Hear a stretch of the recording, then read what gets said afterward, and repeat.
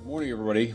And let me say a couple of notes of appreciation. First of all, to the Prime Minister of Pakistan and to Field Marshal Munir, who were both incredible hosts. And whatever shortcomings of the negotiation, it wasn't because of the Pakistanis, who did an amazing job and really tried to help us and the Iranians bridge the gap and get to a deal. We have been at it now for 21 hours, and we've had a number of substantive discussions with the Iranians. That's the good news. The bad news is that we have not reached an agreement, and I think that's bad news for Iran much more than it's bad news for the United States of America. So we go back to the United States having not come to an agreement. We've made very clear what our red lines are, what things we're willing to accommodate them on, and what things we're not willing to accommodate them on. And we've made that as clear as we possibly could, and they have chosen not to accept our terms. Questions? Sir, Nick Robertson from CNN.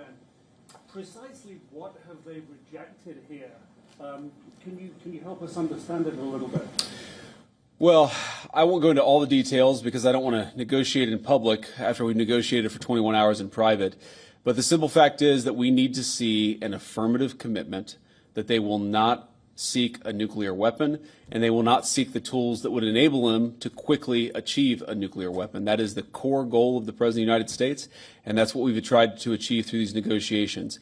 Again, their nuclear program, such as it is, the enrichment facilities that they had before, they've been destroyed. But the simple question is, do we see a fundamental commitment of will for the Iranians not to develop a nuclear weapon, not just now, not just 2 years from now, but for the long term? We haven't seen that yet. We hope that we will.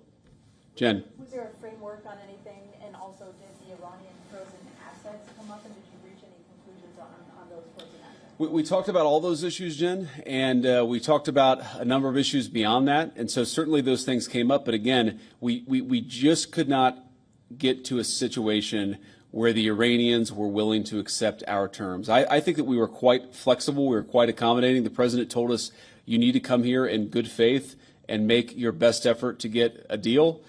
We did that. And unfortunately, we weren't able to make any headway. Preston.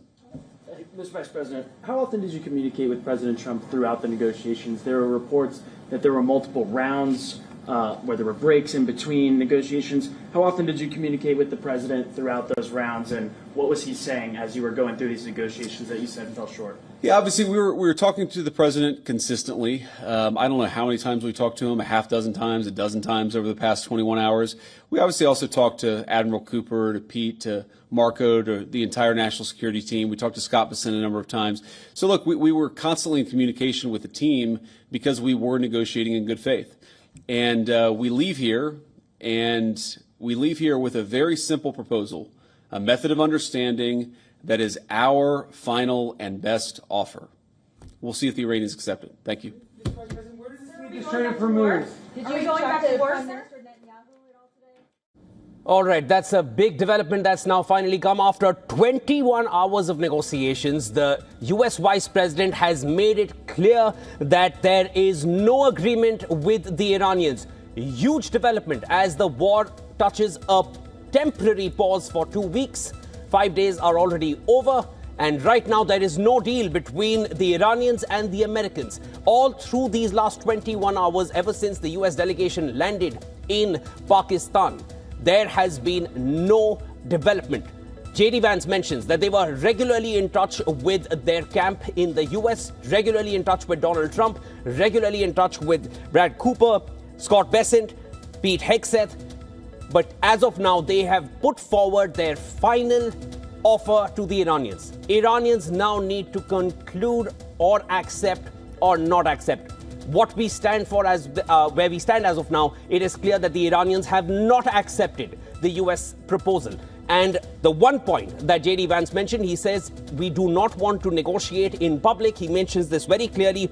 There was no affirmative commitment from Iran that they will not seek a nuclear weapon. That seems to be the one sticking point that the U.S. Vice President has made public. He mentioned it very clearly that the Iranians did not agree to not creating a nuclear weapon. He mentions, JD Vance says that their nuclear facilities have been destroyed, but we need a commitment from the Iranians that they will not today, not tomorrow, not 2 years, not 10 years, not 50 years down the line, ever resort to creating a nuclear weapon. Now, that's the only point that he has brought forward. There were far more points. There's no word on Lebanon. There's no word on Strait of Hormuz. There's no word on any other aggression from the US. The guarantees that Iran was looking for, the reparations they were asking for, the Strait of Hormuz or the toll, none of that has been accepted by JD Vance in public.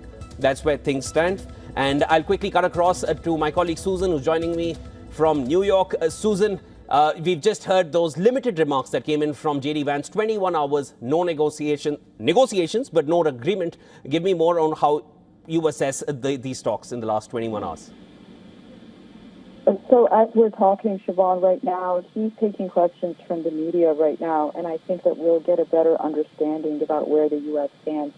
But I think the part that he said we need affirmation, we need confirmation that Iran will not seek a nuclear weapon. He said we were quite flexible. He said we're leaving here. He said we're leaving here without a deal, but with a simple proposal, a method of understanding that this is our final offer. He was very blunt in saying that despite having those conversations, that they just did not, there's just still too much daylight, which is not surprising. I mean, the stuff that the Iranians were saying and the stuff that the Americans were saying, there's no agreement on any part of it going into these negotiations. So it was hard to imagine that, something would come out of it. I think the next step is very important. We also did see a press release statement from the Iranian Foreign Ministry. They also, without going into detail, basically said that our job is to guide our national interests. They didn't say that the negotiations failed, but they said that, the issue of the Strait of Hormuz, our nuclear ability and capabilities, are allies in the region. I think that's, a euphemism for Iranian proxies in the region. I think that came up as well, and they couldn't reach an agreement, for example, regarding Hezbollah in Lebanon, which you and I have talked about so much, about how it was going to be a sticking point. No secret there. Also, Susan, as you also mentioned, and I feel the same, no surprises here that an agreement was not reached. 21 hours clearly means that both sides wanted to reach some conclusion. It would not last that long. None of them have slept. It's very apparent, but it's very clear that they have not reached an agreement, as he mentions. But the writing, wasn't it already on the wall, Susan? Just before, even a night prior to these negotiations starting, or either side even arriving in Pakistan, there were barbs being exchanged by JD Vance from the American side and Ghalibaf from the Iranian side. It was clear that even the basis of these negotiations are not clear. They're talking about different aspects and hardly any reconciliation anywhere. Yeah. No, he said the bad news is that we have not reached an agreement, and I think that's bad news for Iran much more than it is bad news for the United States of America. So we go back to the United States having not come to an agreement. And when he says it's more bad news for Iran rather than the United States, one can't help but wonder at one point does the war start again? Right, Susan, we'll cut back to you in some time. As of now, I'll cut across to my colleague Jyotsna, who's joining me here from the newsroom. Jyotsna, we've heard those remarks coming in from the US Vice President. No deal. 21 hours, negotiations continue, but no deal. And as of now, no surprises there either. The ground was so murky and so shaky before these negotiations even started. But 21 hours tells you how much they would have tried.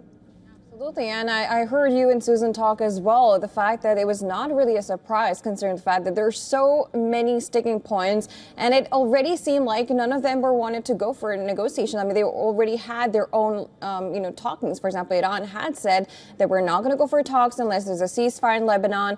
Strait of Hormuz has always been a sticking point because it has also come out as a leverage to Iran in this whole conflict. Going forward, of course, we'll have to, again, what we know now is Vance is going back. It's saying bad news, no deal. And now we'll have to see how this goes forward, looking at if there is going to be an escalation, or is any part going to be willing to go for talks again? As of now, we'll have to wait and see, and also wait for Trump's reaction. Now, Trump's reaction, interestingly, had come before. He said that he doesn't care if there is a deal or not. So this was a comment coming right before, in some time ago, and then now we have Vance, who's doing a press briefing, saying that there is no deal. But again, as you mentioned, 21 hours clearly said, and especially when we earlier heard that there are going to be indirect talks, as in Pakistan will play as a mediator for both of them, but then later it turned into a trilateral with Pakistan present, Iran and US also present in the same room. That's a big thing because it's happening right after 1979 revolution in Iran. So that was a big step. But as of now, there doesn't seem to be, it looks like there's no deal, but again, we'll have to wait and see for the reactions from Iran side as well, because we haven't heard from them yet. What are, of course, we know their conditions, but we'll have to wait and see and for their reactions as well.